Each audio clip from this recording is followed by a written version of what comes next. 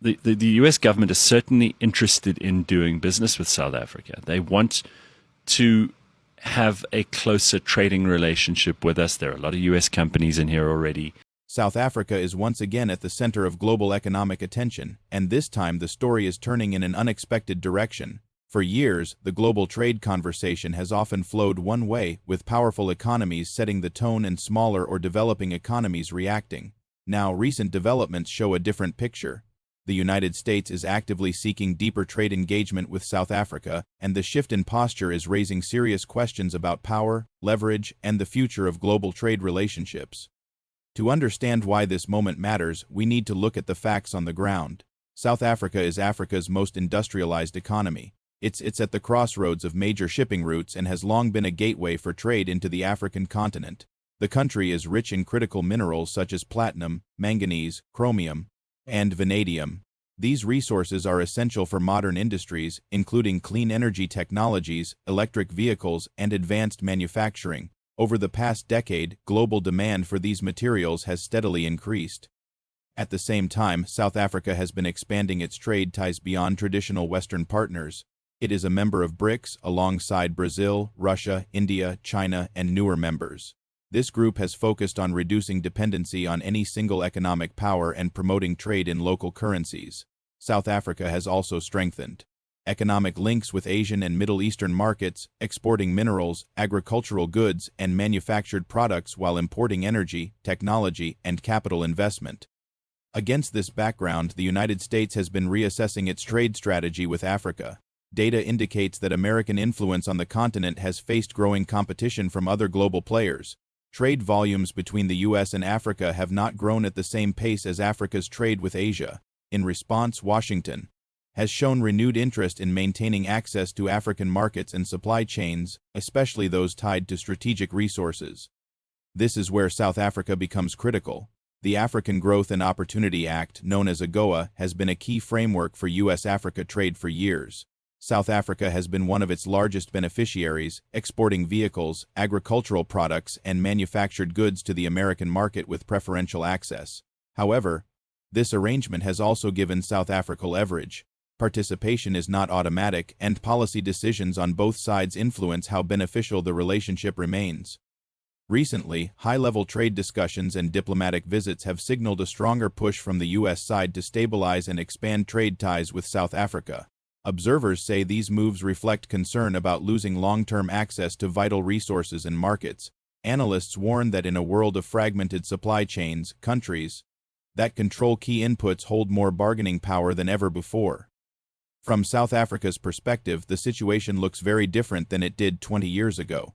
The country is no longer solely dependent on Western markets. Its exporters have alternatives. Its policymakers are weighing how trade agreements align with national development goals, industrial policy, and geopolitical positioning. When South Africa speaks about trade today, it does so with options on the table, not with a single path forward.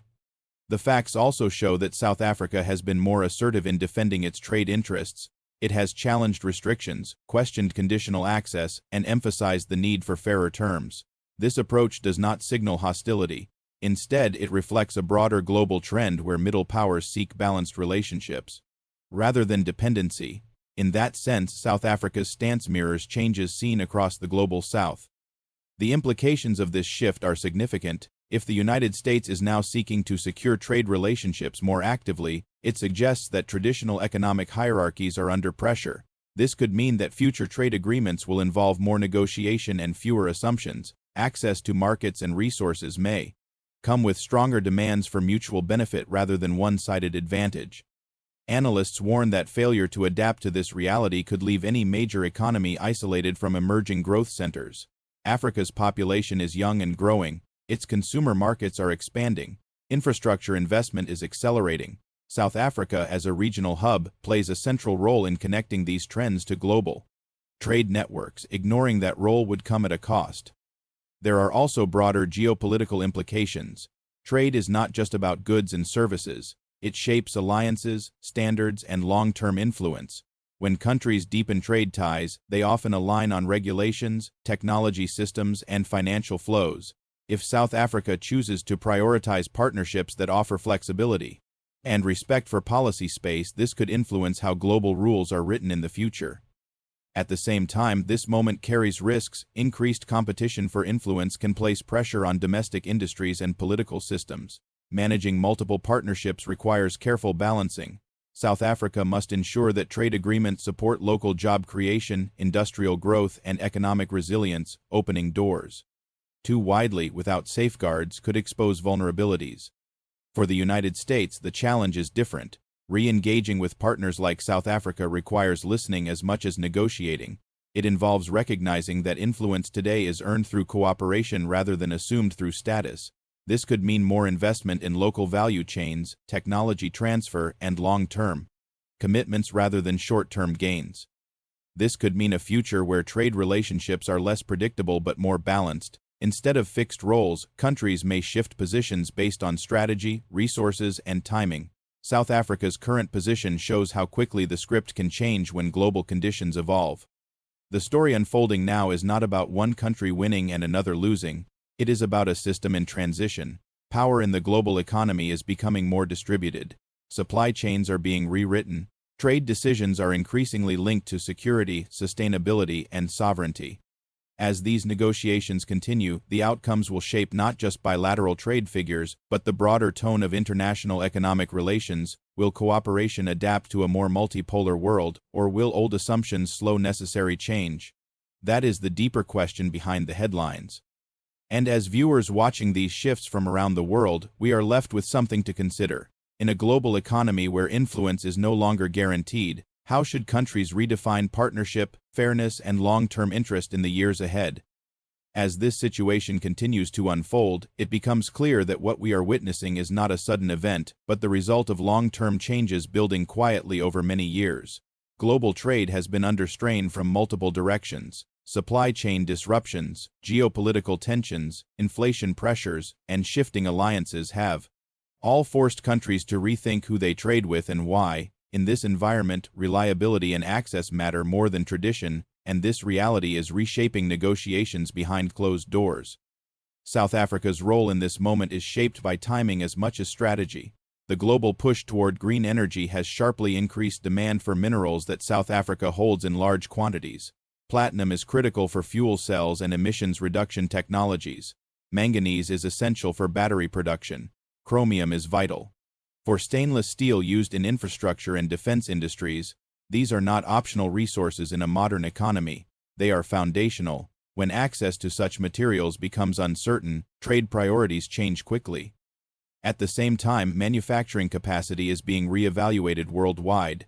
Many countries are trying to reduce over-reliance on single suppliers or distant production hubs.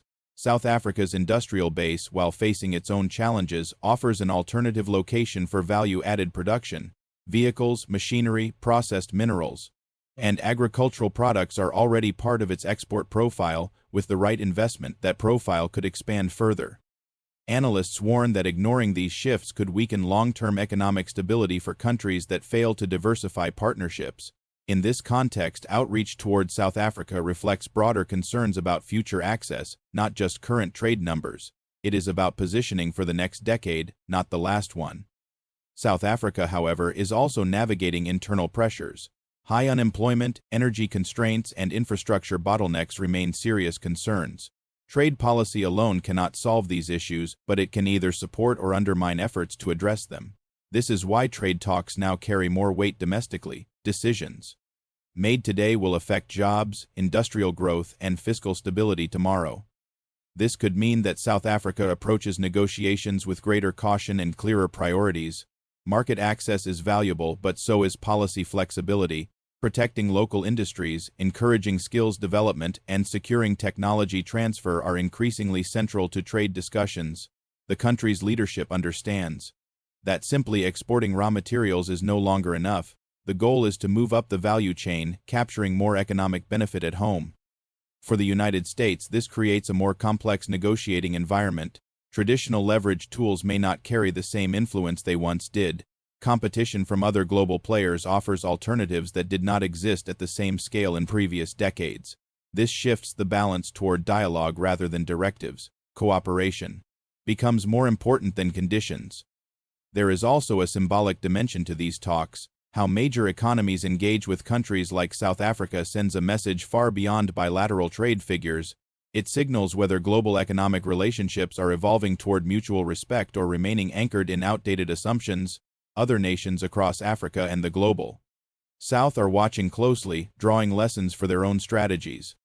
This moment could mean a broader recalibration of how trade partnerships are framed.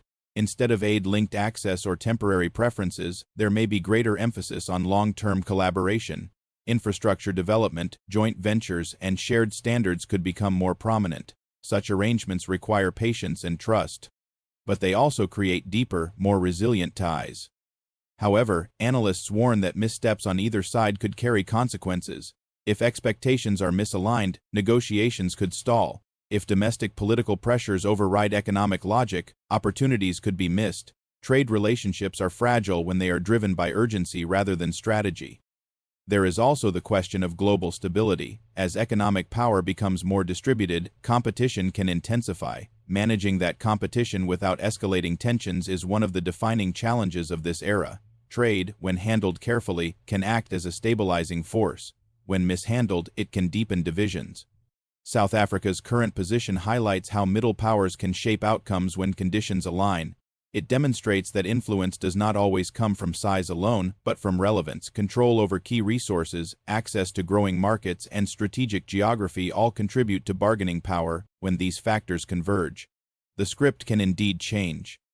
This could mean that future trade headlines look very different from those of the past. Instead of one-sided negotiations, there may be more balanced exchanges. Instead of fixed hierarchies, more fluid partnerships. The global economy is not becoming simpler, but it may be becoming more evenly distributed.